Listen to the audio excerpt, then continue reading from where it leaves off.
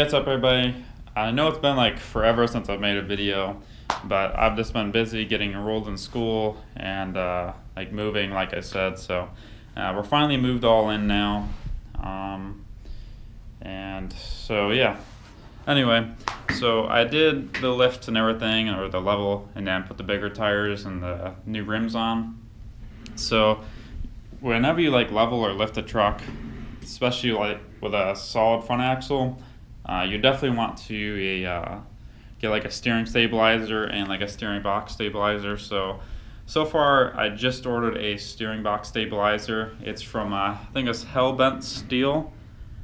I think that's what it's called. But I'm gonna unbox this here and show you what it is, and then once I install it tomorrow morning, then I will get this video posted for you guys to show you how it looks and how to put it on and stuff like that. So give me 1 second here, I'll get it unboxed and show you what it looks like. Okay, so like I said, I got the steering box stabilizer for now because I read that that's pretty much going to take care of most of like all the pull and stuff, because what I'm feeling right now is like if you go over, say, like two sections of pavement or whatever, and they come together in the middle there, you can feel the wheel start to pull towards one way or the other. So pretty much if you put this on, that mitigates it a lot. And then I'll be getting the steering stabilizer itself after I get this installed and stuff like that. So yeah, this is, as I said, this is from hellbentsteel.com. Their customer service is really good, and the prices on this, let's see what this exactly was. I think it was like $180 if I'm not mistaken. But yeah, it looks really rigid. It's a nice coating on here, nice powder coated. Looks really good. And then it comes with everything you're going to need for assembly too. And then it comes with the instructions as well. So we'll go ahead and put this on here in the morning, and then I'll be able to show you how to do it and everything like that. And then after maybe a week or so of driving, I'll give you guys like an update and tell you how it is. Alrighty, it's the next day now. So this morning we got everything we're going to need here out. So I don't have big enough sockets for the one nut that I need to get off, so I just have a big adjustable wrench here. So I got that, and then I got some standards 6 points, and then some metric. And then you don't need to have a an impact, but I mean it's gonna be quicker. But to get everything off at first, or just to loosen it, because this is what you have to take off first. There's let's see if I can get the glare. So there's a bolt here and here, and of course this is on both sides here. So there's a total of 4 bolts.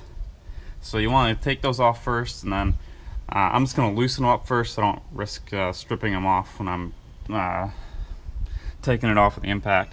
So I'm gonna go ahead and get those all loosened up and taken off, and then after you get this, so it's down here further, you'll be able to get to this bolt.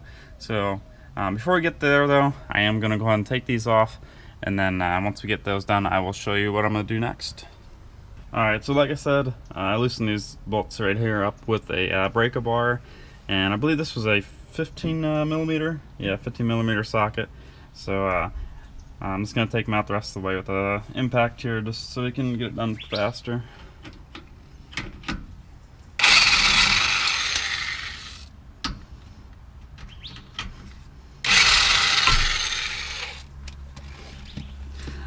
Okay, so as you can see, we got this down now, and then I have it supported here with a bungee cord, just so it's not hanging all on the end links over here. So yeah, so I just put a bungee cord around here and up here on the cross beam. So now we have plenty of room to get to the nut. There it is. To the nut up here. So I'm gonna go ahead and try to do it with a adjustable wrench, but if I can't, then I'll have to go run out and get a socket that'll fit. So once I get this loosened up and taken off, then I'll show you the next step. Alrighty, so we got the washer off here, and the lock washer, and then the nut. So you won't be needing the nut anymore, but you will need the lock washer. So you take your lock washer, and then you will take what do they call it here?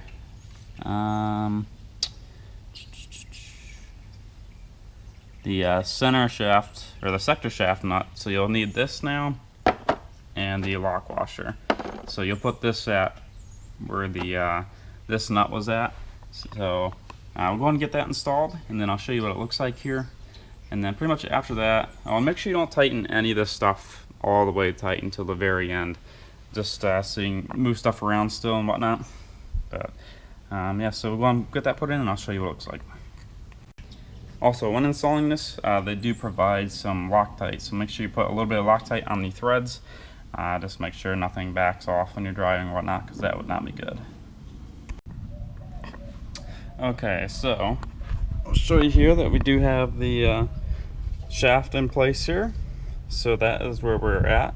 The next thing we'll do is we'll take the bar here, and we'll go ahead and put, get the directions here. So then we'll go ahead and put the bar so that these holes on both sides line up where the sway bar connects to the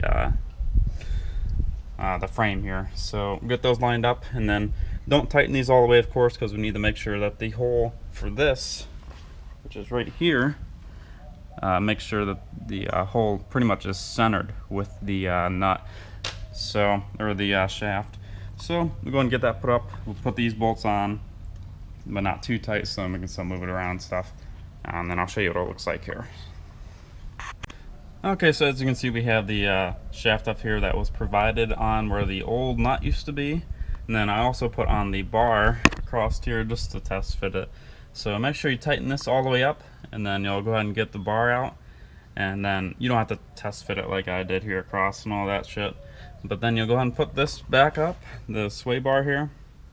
And then you can go ahead and connect this to, this to this with the 4 bolts that they provide.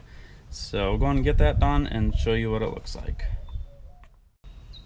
Okay, so we got it in place now. So here is the long bar. Here's the bolts holding on the sway bar here before. These are the new ones that they supplied. Like I said, there's 4 of them. There is a, what's it called here? They supply washers as well with these. So you want to use all that hardware. I don't have it completely tight right now, so I can still move it around for when I put on the new bearing that comes with it.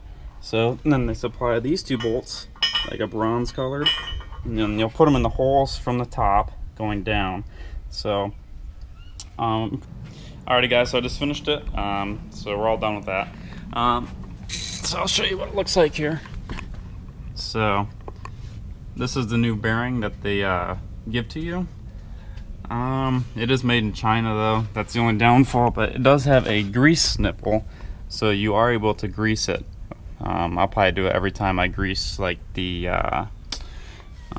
drive shaft. So when I grease the drive shaft, I'll just make sure I grease the bearing as well.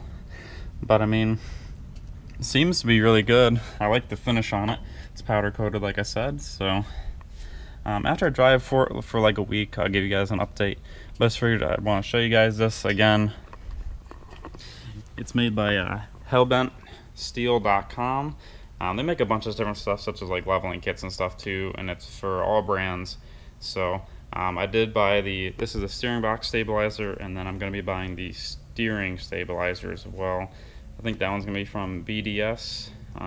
So that'll be my next thing that I get done.